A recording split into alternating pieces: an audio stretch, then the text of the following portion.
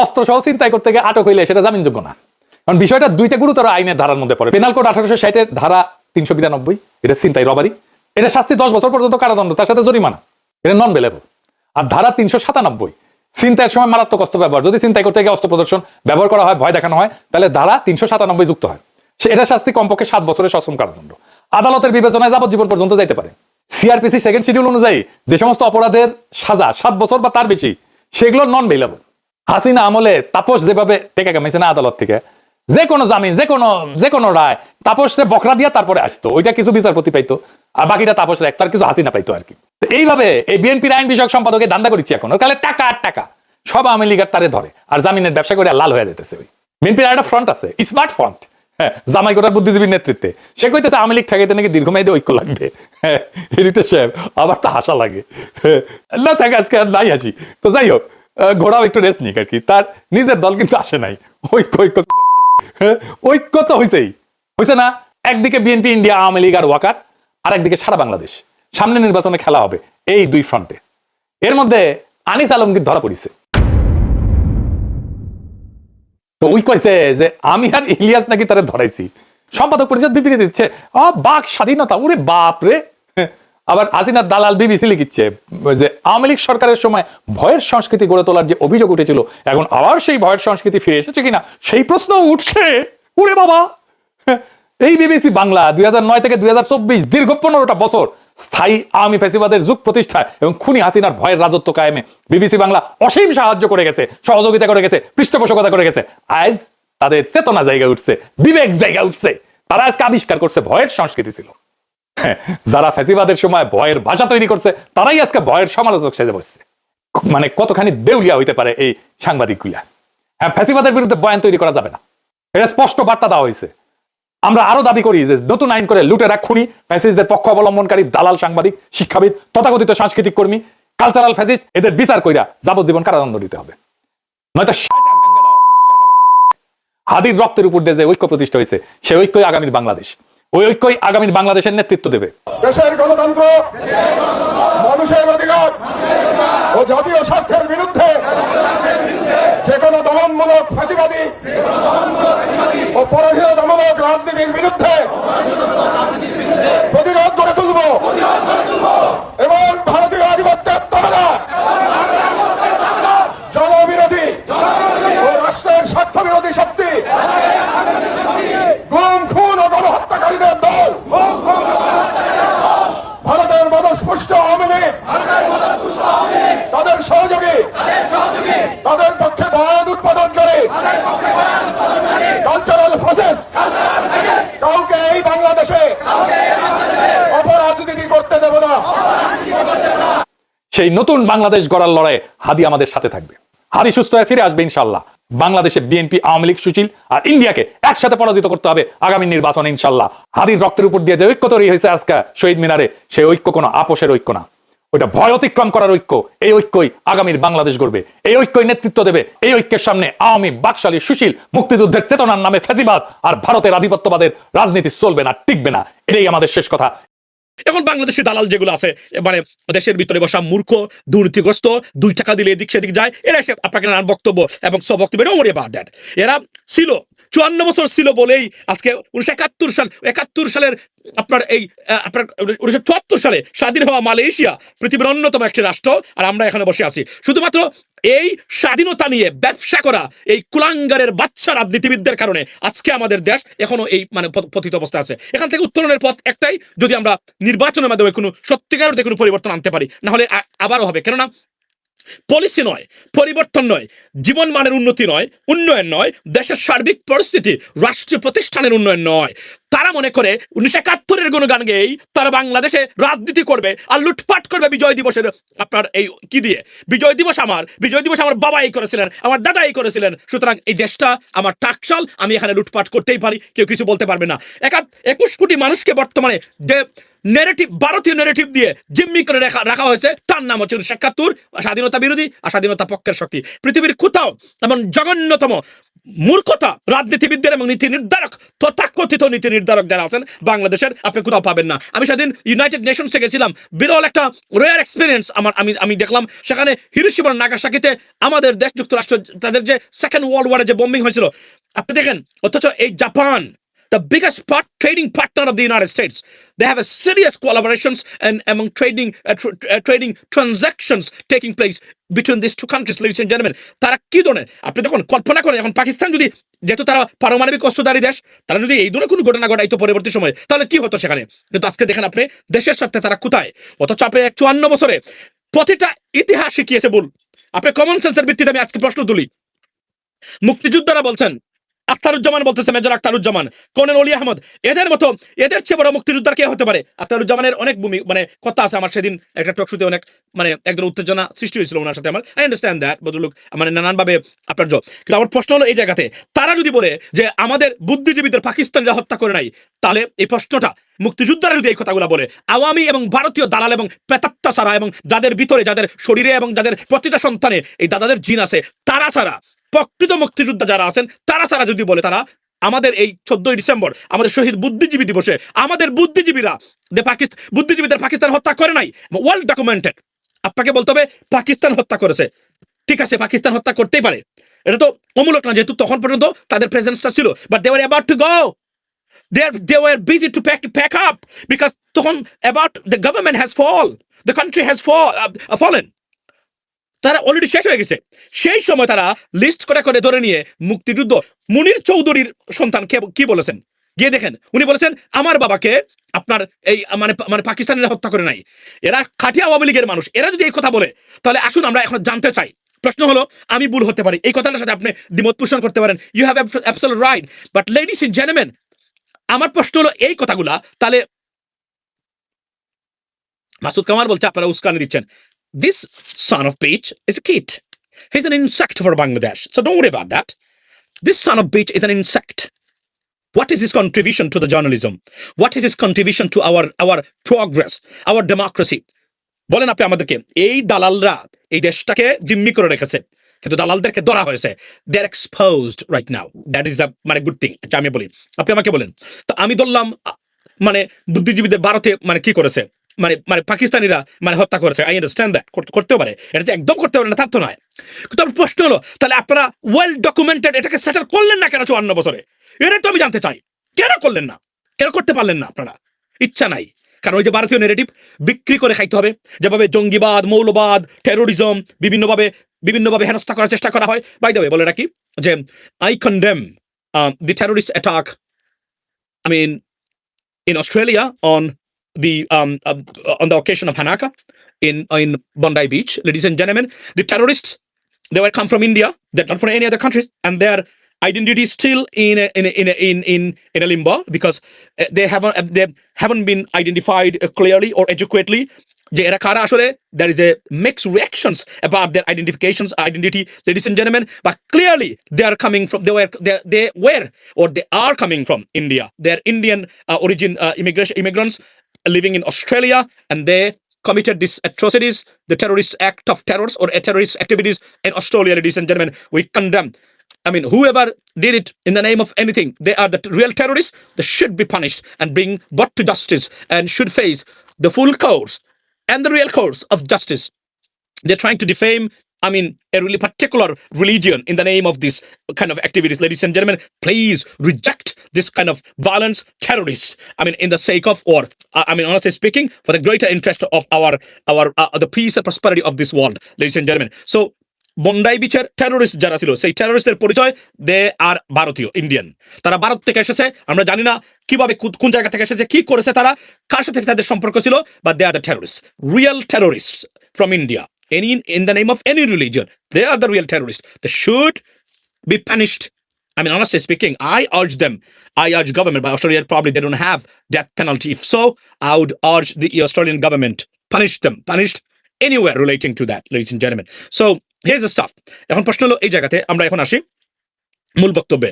So আজকে আপনি দেখেন এই নাম দিয়ে বিজয় দিবস, এবং আজকে দেখেন দেশের স্বাধীনতার 54 বছর পরেও এগুলা বিক্রি করে খাচ্ছে এক ধরনের, না আছে পলিসি, এরা কথা বলে কাদের বিজয় দিবস নিয়ে তাদের মাতামাতি, কারণ এই বিজয় দিবসের দোহাই দিয়েই বাংলাদেশের নামক রাষ্ট্রটাকে লুটপাট করা যায়। আর প্রবাসী যারা আছেন এই মুহূর্তে আমার লাইভে আপনাদের উদ্দেশ্যে বলি, এই চোর রাজনীতিবিদরা, এই চোরের বাচ্চারা আপনার টাকা পয়সা লুটপাট করে আপনাদের প্রবাসীদের, এদের বাপের ক্ষমতা নাই বাংলাদেশে একটা ডলার নিয়ে বাংলাদেশের অর্থনীতিতে যোগান দেওয়া, সহায়তা করা, বরং আপনাদের পাঠানো রেমিটেন্স এবং এই বিলিয়ন্স অফ ডলার্স এরা চুরি করে, এবং চুরি করার প্রক্রিয়ায় প্রত্যেকটা রাজনৈতিক দলের নেতৃবৃন্দ তারা জড়িত বর্তমানে, এবং তাদের আকাঙ্ক্ষা, that desperate to go into the power and so that they can steal your মানি.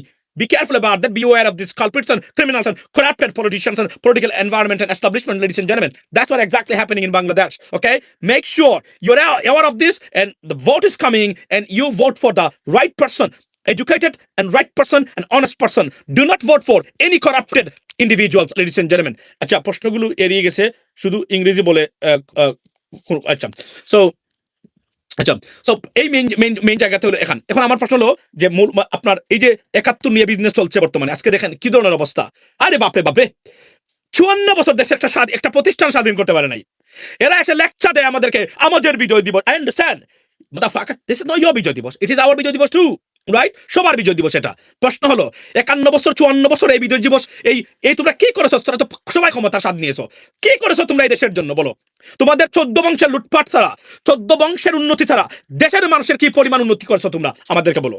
আমরা জানতে চাই। তোমরা তো সবাই মানে এদেশের মালিকানা দাবি করো, এদেশ পরিচালনা করে প্রবাসীরা। এদেশের যদি কোনো সত্যিকার অর্থে কোনো রাজনীতিবিদ থাকে, দেশের স্টেক হোল্ডার থাকে, আমাদের প্রবাসীরা। সেকেন্ড থিং, আসি মূল পয়েন্টে। আজকে ভারত থেকে রীতিমতো মানে থ্রেট বা মানে হুমকির বন্যা বজাচ্ছে সবাইকে। আমি আজকে আমার এই লাইভে আমি দেবতৈন ভাষায় এবং হুঁশিয়ার করে দিচ্ছি, আসনাত আব্দুল্লাহ তারা যে বলছে যে you are the next target after Hadi, take it seriously, because এটা তারা করবে। অর্থাৎ তারা বুঝাতে চায় ভারত নিয়ে কথা বললে কারো রক্ষা নেই, এটা তারা করতে চেষ্টা করবে। কিন্তু আমরা যদি ঐক্যবদ্ধ থাকি, ভারতের মতো সকল্ড ভারতের মতো ফেক সুপার পাওয়ারকে পরাজিত করা সম্ভব। আমি আবার বলি, আই বিলিভ ইন ইন্ডিয়ান আপনার এই যে তাদের যে টেরিটোরিয়াল ইন্টিগ্রিটি, ডেফিনেটলি তারা তাদের দেশকে নিয়ে শান্তিতে থাকুক, সমৃদ্ধি অর্জন করুক, কিন্তু do not leave us alone. Do not interfere and do not do any business with our political system and politics. Okay, stay away from our politics. ভারতকে বলছি, ভারতীয় গভর্নমেন্টকে বলছি, stay away from Bangladeshi politics. That's the bottom line. You can do whatever you want to do in your country. I wish you progress. I want India and Indian people who live in a harmony, prosperous situation, and honestly speaking, and peace and prosperity. But do not interfere in Bangladesh. Please stay away from Bangladeshi. Any kind of interference, in Bangladeshi politics, ladies and gentlemen. That is the bottom line. Second thing হলো, গুরুত্ব সহকারে নিবেন, কারণ মনে রাখবেন এটা তারা করবেই। কারণ হাদি কি করেছিল? হাদি 7 সিস্টার্স নিয়ে ম্যাপ দিয়েছিল, ম্যাপ মনে আছে? এই ম্যাপটা এটা তো সরাসরি তারা জড়িত, আওয়ামী লীগ দিয়ে করিয়েছে, সরাসরি তারা জড়িত, এবং তারাই এটা এক্সিকিউট করেছে, তারাই সম্পূর্ণ করেছে। এখন প্রশ্ন হলো, আমি বাংলাদেশের সরকারকে বলবো, এই মুহূর্তে এই সরকার যাওয়ার আগে বাংলাদেশে কোনো মৌলবাদ নেই, বাংলাদেশে আছে ভারতীয় মৌলবাদ। বাংলাদেশে এই মুহূর্তে ভারতীয় মৌলবাদে সয়লাভ। এই ভারতীয় মৌলবাদের বিরুদ্ধে আমাদেরকে, এবং উগ্র হিন্দুত্ববাদ বা জঙ্গিবাদ যেটা হিন্দু মানে এটার বিরুদ্ধে আমাকে যুদ্ধ করতে হচ্ছে, এবং ভারতীয় আগ্রাসন নিয়ে।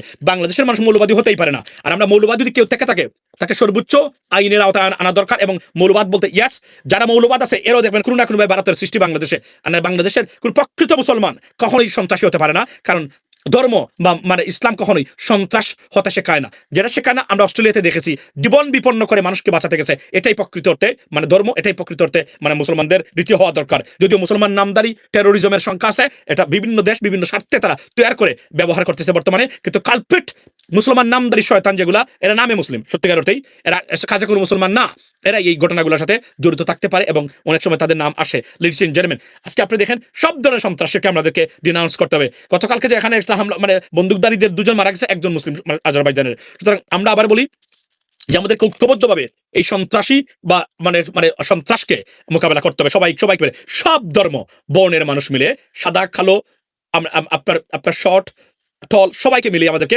এটা মোকাবেলা করতে হবে, লেডিস এন্ড জেন্টলম্যান। সো এখন আসি আমার মূল পয়েন্টে। হাসনাতের উপরে যে থ্রেটটা এসেছে, প্লিজ এটাকে do not take it lightly, it's a very serious matter. মনে রাখবেন, হাদি যে কাজটা করেছিল, সে একটা ম্যাপ দিয়েছিল, ভারতের ম্যাপ। সেই ম্যাপটা ভারতীয়রা খুব গুরুত্ব সহকারে নিয়েছে, নিয়েই দেখেন তারা বলেছে তারা করবে, এবং তারা করেছে। হাসনাত আব্দুল্লাহ আছে, বেশটা ফুয়াদ আছে, আমি যদি বলি, তারপরে আপনার আরো কয়েকজন আছেন, তারা তাদের এই মানে আওতায় আছেন, লিস্টে ডেফিনেটলি আছেন। তবে যদি ঐক্যবদ্ধ আমরা থাকি, মনে রাখবেন এরা যতই নিজেকে শক্তিশালী মনে করুক না কেন, এদেরকে মোকাবেলা করা ইস এ ম্যাটার অফ টাইম। আমি জানি না ভবিষ্যতে কোন গভর্নমেন্ট আসবে, তবে সেই গভর্নমেন্টের চিন্তা চেতনার উপর নির্ভর করবে আগামী বাংলাদেশ কিভাবে হবে। আমি যা দেখতে পাচ্ছি এখন ভেরি ব্যাড। এখন আমি আর একটা পয়েন্ট এখানে উল্লেখ করতে চাই, সেটা হলো জুলাই জুকার দেশদ্রোহীগুলো পাগল হয়ে গেছে। আচ্ছা, জুলাই যারা, এরা জুকার নয়, এরাই বাংলাদেশকে রক্ষা করেছে। এদের নাম ইতিহাসের স্বর্ণাক্ষরে লেখা থাকবে, আমরা ভারত থেকে বাংলাদেশকে মুক্ত করেছে এরা। আজকে যে জুলাই যোদ্ধারা, আমাদের দেশটা অলরেডি পরাধীনতার শৃঙ্খলা আবদ্ধ ছিল তাদের এই এজেন্টদের দ্বারা।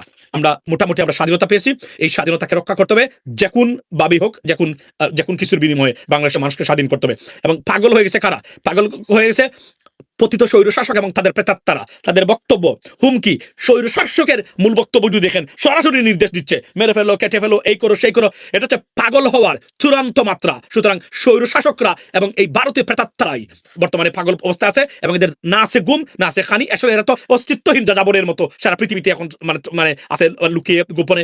এখান থেকেই দু একটা ভিডিও কল আর হুমকি, এটাই রাজনীতি। এই রাজনীতি মেরে দিয়েছে ৩৬ জুলাই, এটা ফিরবে না কখনো, এটা নিশ্চিত থাকতে পারেন আপনি। এই যে আরো একটা মানে আপডেট, সেটা হচ্ছে আপনারা নিশ্চয়ই জানেন যে সন্ত্রাসী, ছাত্রলীগের সন্ত্রাসী আপনার হাদির উপর হত্যাকারী, হাদির মানে হত্যা চেষ্টাকারী, যিনি ফয়সলের বাবাকে 3টি অস্ত্র সহ গ্রেফতার করা হয়েছে। আমি এতটুকু বলবো, এদের বাবা মা সবাইকে, এরা সবাই অপরাধী, এই দুটো ঘটনার সবাই অপরাধী, সবাইকে আইনের আওতায় আনা হোক। এবং তার বাবা তো অফকোর্স, তার কাছে অস্ত্র কিভাবে থাকলো? সুতরাং আমি মনে করি এটা সঠিক কাজ করেছে এবং এটা হওয়া উচিত। এবং এই ফয়সলদের যারা মানে হাদিদেরকে মানে হত্যার পাত্র বানিয়ে দিচ্ছে, মানে যখন ভাবে উৎসাহ দিয়ে, উস্কানি দিয়ে, এই যত কুলাঙ্গার এবং লেসপেন্সার আছে, সোশ্যাল মিডিয়া অ্যাক্টিভিস্ট নামদারি, রাজনীতিবিদ নামদারি টুকাই কয়েকটা আছে, এখন নিজেকে অনেক বড় বড় রাজনৈতিক নেতা মনে করে, অথচ 2 টাকা দিয়ে এদেরকে কিনা যেত, রাইট? সেকেন্ড থিং হলো আপনার এই যে মানে সাংবাদিক নামদারি যত আছে, প্রত্যেককেই আইনের আওতায় আনা উচিত। কেননা বাংলাদেশের অস্তিত্বের জন্য এদেরকে মোকাবেলা করতে হবে। আমরা যদি ঐক্যবদ্ধ থাকতে পারি, 2 একটা রাজনৈতিক দল ঐক্য বিনষ্ট করার চেষ্টা করে যাচ্ছে, কেননা তাদের রাজনৈতিক অর্ধেকই কোনো না কোনোভাবে অকুপাইড বাই দ্যাট লেসপেন্সার এবং ভারতীয় এজেন্ট দ্বারা। আমরা শঙ্কিত, আতঙ্কিত, এরা যদি কখনো সুযোগ পায় কেমন বাংলাদেশ উপহার দিবে, আমি সত্যিকার অর্থেই আতঙ্কিত। কেননা তাদের মূল এজেন্ডা এবং আইডিওলজি থেকে তারা বিচ্যুত বলে মনে করি আমরা, ladies and gentleman. Second thing হলো আরো একটা গুড নিউজ আপনার, সেটা আপনার দিতে চাই, সেটা হলো যে যুক্তরাষ্ট্রের বাজারে বাংলাদেশের পণ্য রপ্তানি মানে ইতিহাস মানে ব্যঙ্গে নতুন ইতিহাস সৃষ্টি করেছে। এরপরে ডক্টর মোদি গভর্নমেন্টের অধীনে ইতিহাস ব্যঙ্গে নতুন ইতিহাস সৃষ্টি করেছে। যুক্তরাজ্যের বাজারের প্রেডিকশন হলো, যে দেশ থেকে বর্তমানে বাংলাদেশ বিরোধী সবচেয়ে বড় প্রপাগান্ডা চালানো হয়, সেই যুক্তরাজ্য। আমি যারা ইংল্যান্ডে গিয়ে অবস্থান করেছে আওয়ামী লীগের স্পেন্সাররা, তাদের উদ্দেশ্যে বলতে চাই, you should be ashamed of yourself, shame on you that যে দেশে সারাদিন বসবাস করে কুত্তার মতো বার্কিং এট পিপল, রাইট, নিয়ন্ত্রণহীনভাবে, সেই দেশ বাংলাদেশের এই সরকারের প্রতিটা কাজকে কতটা রেকগনাইজ করেছে সীমাহীনভাবে। এর একটা উৎকৃষ্ট উদাহরণ হলো বাংলাদেশকে শুল্কমুক্ত পণ্য, এটা ভারত থেকে আসছে শব্দটা, আদিনিবাস সংস্কৃতি শব্দ থেকে আসছে, মূত্র খাওয়া। পৃথিবীতে একটি মাত্র জাতি যারা যেকোনভাবে হোক না কোনো কিছুর মূত্র খায়, পৃথিবীতে কোনো সায়েন্স বলে না আপনি প্রাণী হোক, মানুষ হোক, যেই হোক না কেন, কারো মূত্র আপনি খেতে পারেন। কিন্তু ওনারা খাচ্ছেন, তারা মনে করেন এটা পৃথিবীর কোনো ধরনের আপনার মানে রিসার্চ প্রমাণ করে নাই মূত্র, কারণ কোন মানুষের শরীরের জন্য ভালো হতে পারে। মূত্র একটা দূষিত পানীয়, কেননা সারা শরীরের সাক করে সব দোষ যা আছে, একদম যা আছে ভিতরে সমস্যা, সবকিছু মূত্র এবং টয়লেটের সাথে বের হয়ে যায়, বিশেষ করে মূত্রের সাথে। সেই মূত্র আপনি খাওয়ার পরে আপনি বলবেন এটা এটা শরীরের জন্য ভালো। এর চেয়ে বড় মানে বিপদগ্রস্ত মানুষ এবং ফ্যানাটিজম আর হতেই পারে না, লেডিস এন্ড জেন্টলম্যান। সো এটা আমার পয়েন্ট না, মেইন পয়েন্ট হলো হাসনাত আব্দুল্লাহর উপরে হামলা হতে পারে, কেননা ভারত এটা বুঝিয়ে দিতে পারে যে আমাদের বিরুদ্ধে কথা বলবেন, আপনাদের অস্তিত্ব হবে না। কিন্তু আমরা যদি ঐক্যবদ্ধ থাকি আমাদেরকে, এবং তারা যদি এগুলা করে, তাদের লেসপেন্সার যারা আছে এদেরকে বাংলাদেশে সর্বোচ্চ আইনের আওতায় যেন আনা হয়, এবং যেন গুনাহ করে কোনোদিন কোনো বাংলাদেশের উপরে আক্রমণের চেষ্টা তারা না করে। এটা হচ্ছে বক্তব্য। যদি আমেরিকান ডিফেন্স সেক্রেটারি পিট হ্যাজকেট বলেছেন যে কোনো আমেরিকানদেরকে যদি কোনোভাবে পৃথিবীতে হেনস্থা করা হয়, তাকে হয়রানি করা হয়, মানে তার 14 বংশের গুম হারাম করে দিবেন উনি, গতকালকে উনি বলেছেন 2 দিন আগে। বাই দ্য ওয়ে, এখানে একটা জিনিস গুরুত্বপূর্ণ। সেকেন্ড থিং হলো মোদির যে পোস্টটা, ভারতীয় প্রধানমন্ত্রী নরেন্দ্র মোদির আজকের পোস্টটা, আমি ধিক্কার জানাই নরেন্দ্র মোদিকে, ধিক্কার জানাই ভারতীয় গভর্নমেন্টকে, সেই সাথে ধিক্কার জানাই আমি আমাদের রাজনীতিবিদদের। তা এখন আগামী ইলেকশনে ম্যানিফেস্টোতে থাকতে হবে যে আমি এটা চাই রাজনৈতিক দলগুলো বলুক, যদি কোনো দল বলে না যে যদি নরেন্দ্র মোদীর সমান লেভেলের পোস্ট দেয় বা ভারতকে ক্ষমতায় গেলে বিএনপি বা জামাত তার প্রতিবাদ করবেন কিনা, এটা ম্যানিফেস্টোতে অন্তর্ভুক্ত করে বলতে হবে। যদি না বলতে পারেন কেউ, আমি তাকে ভোট দেওয়ার জন্য উৎসাহিত আপনাদেরকে করবোই না, বরং আমি বলবো উনাদের কাছ থেকে, এই যে দুইটা দল বললাম যারাই এটা করবেন তাদের কাছ থেকে দূরে থাকার জন্য। কেননা বলতে হবে ক্ষমতায় গেলে আপনি মানে ভারতীয় হাইকমিশনারকে ডেকে এনে যদি এই ধরনের ঘটনা ঘটে থাকেন এর মানে তীব্র প্রতিবাদ আপনি জানাবেন। কারণ আমাদের স্বাধীনতাকে তাদের নিজেদের স্বাধীনতা বলে, স্বাধীনতা চোর। আপনি দেখেছেন বিজয় দিবস চোর হচ্ছে বর্তমান ভারতীয় গভর্নমেন্ট, আমাদের বিজয় দিবস চোর। বিজয় দিবস চোর, এটা চোর। বিজয় দিবস চোর, এরা ছাগল চুরি করে বর্ডারে। কল্পনা করতে পারেন কতটা নিকৃষ্ট নিম্নমানে। এবং এই পৃথিবীতে বর্তমানে যত ধরনের ক্রাইম হচ্ছে, ডিজিটাল ক্রাইম, সব ভারতীয়রা জড়িত বর্তমানে। আপনি আমেরিকাতে দেখেন কি ধরনের অবস্থা, ফ্রড কাকে বলে, ইউনিভার্সিটি H1B ভিসা থেকে আপনি যদি দেখেন সবাই এখানে তারা জড়িত। আপনি ভারতে দেখেন একই অবস্থা জড়িত, কিন্তু মানে ইংল্যান্ডে। কিন্তু সমস্যা কি জানেন? সমস্যা হলো এগুলার বেনিফিশিয়ারি বা প্রোডাক্ট, এই ফ্রডের প্রোডাক্টটা কারা কিনে? প্রোডাক্টটা কিনে হচ্ছে পাকিস্তানি বাংলাদেশিরা। দ্যাটস ওয়াই তারা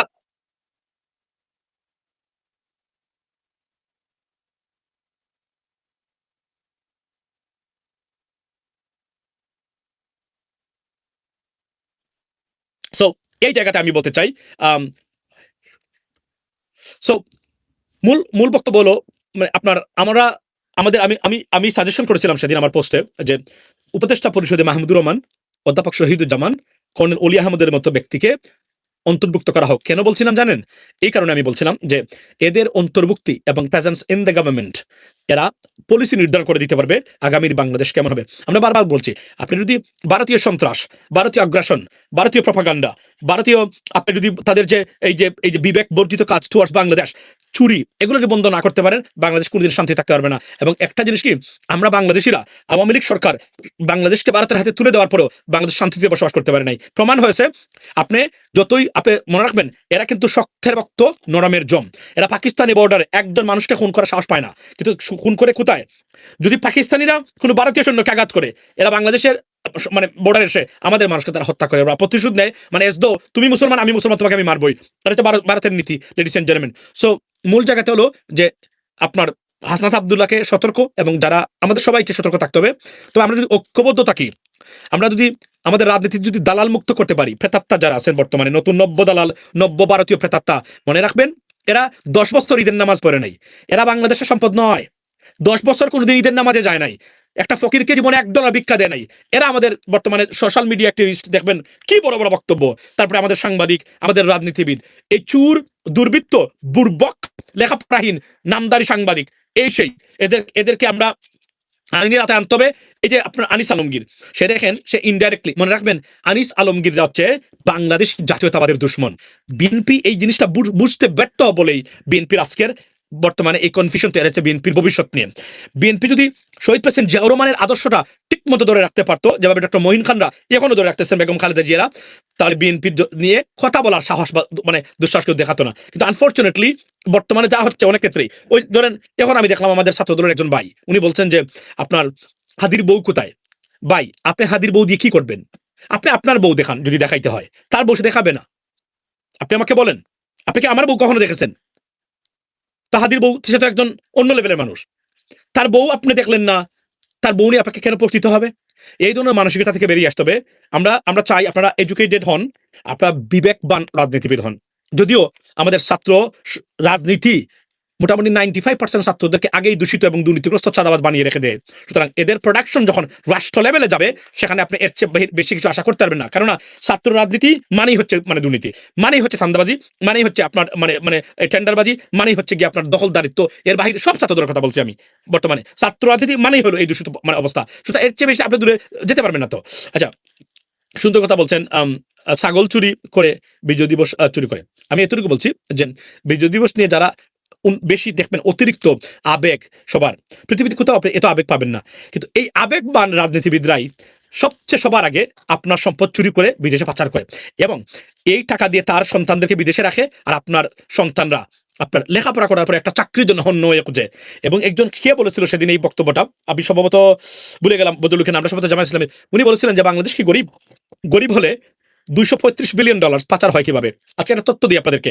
আজকের পৃথিবীতে সবচেয়ে বড় রিজার্ভের যে একটা তালিকা তৈরি মানে প্রকাশ করেছে, সেই তালিকাতে যে মানে $174 বিলিয়ন হচ্ছে ইউনাইটেড কিংডমের।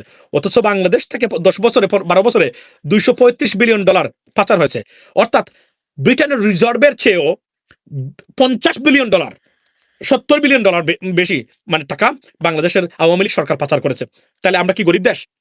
কিন্তু এই টাকা যদি আমাদের থাকতো, তাহলে আপনি রিজার্ভের তুলনায় গেলে আমরা এখন 3 নম্বরে থাকতাম, 5 নম্বরে থাকতাম, ওই তালিকায় কানাডার উপরে থাকতাম আমরা। আপনি কল্পনা করেন, এরা হচ্ছে বিজয় দিবস আর স্বাধীনতা কেন জানেন? এই স্বাধীনতার দোহাই দিয়েই এই সান অফ বিচ করাপ্টেড পলিটিশিয়ানরাই এই দেশটাকে লুটপাট করেছে, এই দেশের মানুষকে তারা মানুষের সর্বশান্ত করেছে, সম্পদ লুটপাট করেছে। কেননা তাদের তো আর কোনো কিছু অফার দেওয়ার নাই, একটাই অফার, আপনি 71-এর পক্ষে, আমি 71-এর বিপক্ষে। আসুন, আগামী ইলেকশন যেন হয় পলিসি নির্ভর, প্রগ্রেসিভ এজেন্ডা নির্ভর। আপনি 71 নিয়ে পৃথিবীতে এর চেয়ে বড় বৈরিতা হয়েছে রাষ্ট্র টু রাষ্ট্র, কান্ট্রি টু কান্ট্রি, কিন্তু এতটা পচা রাজনীতি আপনি পৃথিবী কোথাও পাবেন না। আপনি যখন 54 বছর আপনি ক্ষমতায় ছিলেন, সবাই আছিলেন, আপনারা শহীদ বুদ্ধিজীবী দিবসের যেহেতু এটা নিয়ে বিতর্ক আছে, আপনি বের করতে পারলেন না। ভারতের লেখা ইতিহাস আমাকে পড়াচ্ছেন, আমার সন্তানকে পড়াতে চান, তারাও যেন ওই বুলের ভিতরে থাকে। আমি মনে করি এটা আমাদের গ্রহণ করা উচিত নয়। সত্যিকারের ইতিহাস যেটা আপনারা করতেই পারলেন না, স্বাভাবিকভাবে আসবে। প্রতিটা ক্ষেত্রে আপনারা দুর্নীতি করেছেন।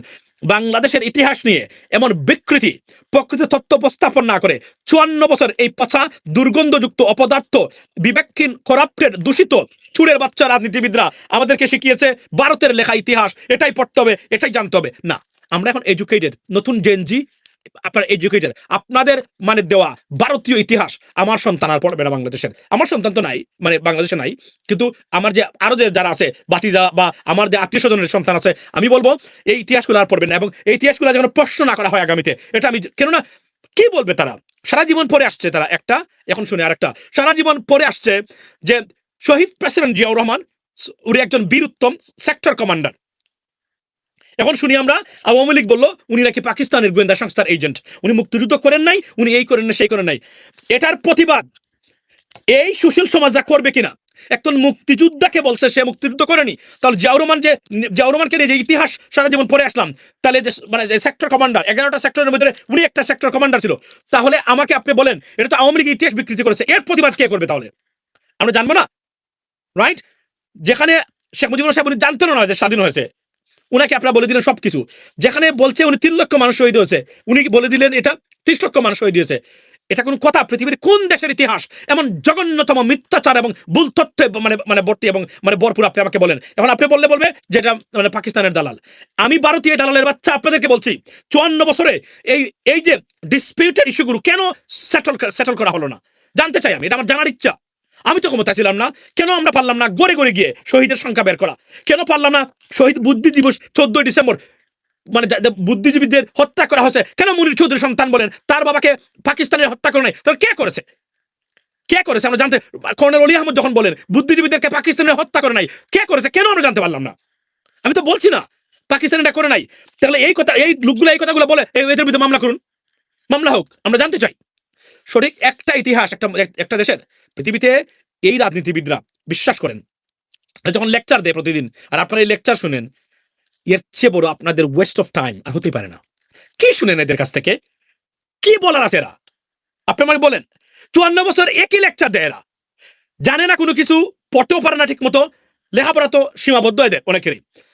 একই লেকচার, এই করেছি সেই করেছি, সে গিয়ে বলে আমি মুক্তিযোদ্ধা, সে ক্ষমতা থেকে আসলে বলে সে বলে না এ মুক্তিযোদ্ধা না। তো তোরা যে একে অপরকে মুক্তিযোদ্ধা একে অপরকে রাজাকার বলছস, আমরা আসলে কি করবো মাঝখানে বসে? আমার সন্তানরা কি একবার মানে 5 বছর তোর বক্তব্য আর এরপরের বছর তোর বক্তব্য শুনবো? এগুলো আর কত? এগুলো বন্ধ হওয়া দরকার।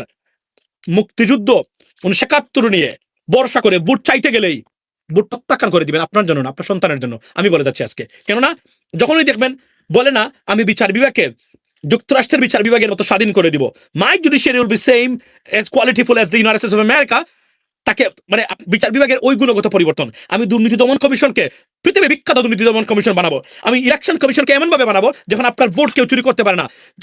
আমি পুলিশকে এমন ভাবে দিব যে পুলিশ যেন টাকা ঘুষ খেয়ে মানে আপনার মানে এই অপরাধীর মানে যে অপরাধ করেছে তাকে অপরাধী, যে করে নাই তাকে আপনার এই যে আপনার অপরাধী মানে এই প্রচেষ্টা যে জীবনে না করতে। এই ধরনের প্রচেষ্টা ছাড়া আমি আন্তর্জাতিক মানের এডুকেশন দিব, আন্তর্জাতিক মানের সিস্টেম আমি করব। আমি এই ক্ষেত্রে সামাজিক সোশ্যাল বেনিফিটে, সামাজিক নিরাপত্তা খাতে আমি বাংলাদেশের মানুষকে সহায়তা করব। এর বাহিরে যদি কোনো কথা বলে দালাল, ভোট দিবেন না, দিবেন না আনলেস আপনি ভারতীয় এজেন্ট হন। হ্যাঁ, ভারতীয় এজেন্ট হলে আপনাকে দালাল এবং হলে আপনাকে দিতে হবে ভোট, এর কোনো আপনার এই মানে আর কোনো বিকল্প নাই, লেডিস এন্ড জেন্টলম্যান। সো আমি আজকে এতটুকু আপনাদেরকে বলবো যে এই ৭১ নিয়ে যে দালালের বাচ্চারা, ভারতীয় দালালের বাচ্চারা, দেশদ্রোহীরা, মুনাফেকরা, মূর্খ রাজনীতিবিদরা, টুকাই রাজনীতিবিদরা, জ্ঞানহীন পশু, পৃথিবীর নিকৃষ্ট করাপ্টেড পলিটিশিয়ান যারা আছে দুনিয়ার মধ্যে, এই বাংলাদেশিরা যে বক্তব্য দেয়, প্রশ্ন করবেন যে ৫৪ বছরে আপনি ৫ বার ক্ষমতায় ছিলেন, আপনি ছিলেন ২ বার, আপনি ছিলেন ১ বার। আমি একটা উদাহরণ দিচ্ছি, সেটেল কেন করেন না আপনি? আপনি আমাকে বলেন, যদি সেটেল নাই করে থাকেন আপনি, তাহলে এগুলো নিয়ে বক্তব্য দিবেন কেন আপনি? এখন আপনি বলেছেন আপনার মানে নেতা মানে আমি একটা উদাহরণ দিলাম, ধরেন বিএনপি কাউকে জিজ্ঞেস করতে পারবেন আপনি, আপনি বলছেন আপনার নেতা বীর মুক্তিযোদ্ধা, উনি সেক্টর কমান্ডার, আওয়ামী লীগ বলছে উনি আইএসআই এজেন্ট ছিল। বলেন আপনি আমাকে, আমি কারটা বিশ্বাস করবো? কেন আপনারটা বিশ্বাস করবো, কেন তারটা বিশ্বাস করবো না? এটা উত্তর আপনি স্পষ্ট করেন, তখনই যাবে এই উত্তরগুলা। আর যদি বলে যে আমি পলিসিগত কারণে আমি পরিবর্তন করতে চাই বাংলাদেশের মানে আপনার এই রাষ্ট্র মানে শাসন ব্যবস্থার মানুষের শাসন নিয়ে আসতে চাই, গুণগত পরিবর্তন নিয়ে আসতে চাই, আইনি শাসন প্রতিষ্ঠা করতে চাই, I need your support, I need your vote, go for it. আর যদি বলে আমি ৭১ এই করেছি, ৭২ সেই করে নাই, এ দালাল, এ ভারতীয় এজেন্ট, ভোট দিবেন না, do not vote for them. That is the bottom line. আপনি করবেন, মনে রাখবেন, এখন যারা এই ভারতীয় এজেন্ট সেজেছে, এরা আওয়ামী লীগ নাই, এই জন্য এরা অনেকেই বিএনপির পক্ষে, অনেকেই এই দলের পক্ষে, অনেকে সেই দলের পক্ষে। আসলে এরা ১০ বছরের ভিতরে ঈদের নামাজ পড়ে নাই, 10 বছরের বা তার 14 বংশ তার বাবার আমল ফকিরকে ১ টাকা ভিক্ষা দেয় না। এরা ইনহিউম্যান, অমানবিক, নিজের স্বার্থে তারা সারাদিন এই কাজগুলো তারা করে থাকে। এদেরকে না বলুন, লেডিস এন্ড জেন্টলম্যান। আমি আবার বলছি, এই ইলেকশনে রং মানুষকে ভোট দিবেন। আপনার সন্তান ধিক্কৃত হবে সারা জীবন, হয়তো একসময় আত্মহত্যা করতে পারে তার যোগ্যতা থাকার পরেও, তার কাজ না পাওয়ার ক্ষেত্রে। আর যা শুরু হয়েছে এখন সারা পৃথিবীতে, বাংলাদেশে আপনাকে থাকতে হবে।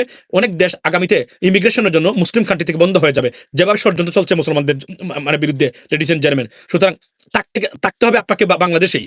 এই দেশটাকে বসবাসের উপযোগী করে তুলুন। এদেশ বসবাসের অনুপযোগী কেন? তার একটা উৎকৃষ্ট উদাহরণ হলো আপনার ঢাকা শহর, আপনার ক্যাপিটাল, পৃথিবীর সবচেয়ে আপনার মানে বসবাসের অযোগ্য শহর কেন হলো? আপনি আমাকে বলেন। আজকে দেখলাম আমাদের এয়ারপোর্টে আপনার একজন ম্যাজিস্ট্রেট, উনি পরিবর্তন নিয়ে এসেছেন। আপনি আমাকে বলেন, আমি সিলেটের যত মানে চুরের বাচ্চা, মূর্খের বাচ্চা, লাঙ্গল টু লন্ডন সিলেটিরা রাজনীতিতে আছে বা আমেরিকা আছে, তাদের উদ্দেশ্যে বলতে চাই, কেন মানে জেলা প্রশাসক সারোয়ার আলম গিয়ে এই পরিবর্তনগুলো আনতে হবে? কেন তোমরা ক্ষমতা থাকার পরেও আমাদের সিলেটের এই পরিবর্তনগুলো হলো না? তাহলে তোমরা যে লেকচার দাও, লেকচার তোমরা দিবা নাকি সারোয়ার আলম দিবে? এই প্রশ্নটা আমি জাতির সামনে তুলে ধরতে চাই এবং জিজ্ঞেস করতে চাই আপনাদেরকে, লেডিস এন্ড জেন্টলম্যান। সো আবার বলছি, যদি শত্রু চিনতে ভুল করেন, আপনার সন্তান সেই শত্রু দ্বারা পরাভূত হবে এবং বিপদগ্রস্ত হবে তার জীবন, বিপদগ্রস্ত হবে তার সন্তানের জীবন। যদি এটা না চান, এমন কাউকে ভোট দিতে হবে, এমন দলকে ভোট দিতে হবে যারা সত্যিকার আর যাই হোক অন্তত বাটপারি আপনার সাথে করবে না, উন্নয়ন না করতে পারুক, অনুন্নয়ন করবে না। চুর, বদমাস, বাটপার, দান্দাবাজ, মূর্খদের ভোট দিবেন না। এখান থেকে বিরত থাকুন যদি আপনার সন্তানের সাথে প্রতারণা না করতে চান। লেডিস এন্ড জেন্টলম্যান, এর চেয়ে বাহিরে আর কিছু নেই। কারণ এদের দেশপ্রেম নাই, এদের আছে কি জানেন? চেতনা প্রেম। এরা মিথ্যা চেতনা প্রেম দিয়ে বিজয় দিবস দেখিয়ে আপনাকে আপনার সন্তানের ভবিষ্যৎ চুরি করতে চায়। চুরি করা তাদের মূল উদ্দেশ্য। আপনার সন্তানের ভবিষ্যৎ পরিবর্তন করা বা শান্তি সমৃদ্ধি আনা এদের মূলত কোনো উদ্দেশ্যই নাই। সুতরাং এদের বিষয়ে সচেতন থাকুন। আগামী ইলেকশনে ভোট দিন। আগামী ইলেকশনে ভোট এমনভাবে দিবেন যেন আগামী 50 বছর আপনার সন্তান, আপনার সন্তানের সন্তান একটি নিরাপদ সুস্থ সমাজে বসবাস করতে পারে।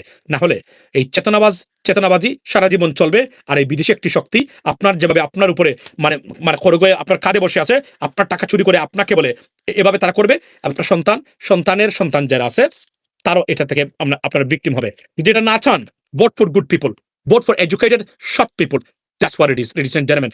ভারতীয় প্রেতাত্মা, ভারতীয় এজেন্ট যতটা আছে এদেরকে না বলুন, বাংলাদেশকে হ্যাঁ বলুন। প্রগ্রেসিভ পলিটিক্সকে, সমৃদ্ধি বা উন্নতির রাজনীতিকে হ্যাঁ বলুন এবং বাকিদেরকে না বলুন। This is a high time. এবং এই সময় যদি আপনি এই আগামী ইলেকশনে ভুল করেন, তাহলে আগামী 50 বছর আপনার সন্তান, আপনি যেভাবে নিগৃহীত হয়েছেন, আপনার যোগ্যতা থাকা সত্ত্বেও আপনাকে ঘুষ না দিয়ে চাকরি আপনি মানে পান নাই, আপনার সন্তানের একই পরিস্থিতি হবে, হয়তো আরো ওয়ার্স্টের জন্য আপনি অপেক্ষা করবেন। যদি সেটা নিশ্চিত করতে চান, vote for good people, vote for যারা সত্যিকার অর্থেই উন্নয়ন করতে পারবে এবং প্রতিষ্ঠিত উন্নয়ন করতে পারবে, তাদের জন্যই। ভালো থাকবেন, কথা হবে আগামীকালকে ইনশাল্লাহ।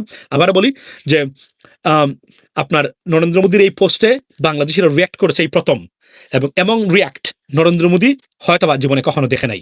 এবং এক ভদ্রলোক যে সত্যিকার অর্থে একজন মূর্খ মানুষ, ভারতের মতো দেশের প্রধানমন্ত্রী হওয়ার লেখাপড়া করার ন্যূনতম যে যোগ্যতা থাকা দরকার, সেটা নরেন্দ্র মোদীর নাই। মূর্খদের রাজনীতি যদি হয়, একই পরিস্থিতি হয়। এবং সারা পৃথিবীতে ভারত কেন আইসোলেটেড, কেন বন্ধুহীন একটা রাষ্ট্র সারা পৃথিবীতে ভারত, সেটা প্রমাণ করেছে তাদের এই দুর্বৃত্তায়িত রাজনৈতিক ব্যবস্থার কারণে। আমাদের দুর্বৃত্তদের তারা আশ্রয় দিয়েছে, প্রশ্রয় দিয়েছে, দিয়ে দেশে অরাজকতা সৃষ্টি করেছে। আমি আবারও বলি, যাওয়ার আগে আপনারা যারা এখন এই মোটামো লাইনে আছেন, একটা জিনিস বলি, বয়কে জয় করলেই রেজাল্ট আসে। সেটা আমরা 34শে জুলাই দেখিয়েছেন আপনারা সবাই মিলে। এখনো বয় দেখিয়ে কুক্ষিগত করার চেষ্টা করতেছে। বই থেকে বেরিয়ে আসুন, এদের পরাজয় চিরতরে পরাজয় অবশ্যম্ভাবী। Have a blessed day, good night, আসসালামু আলাইকুম।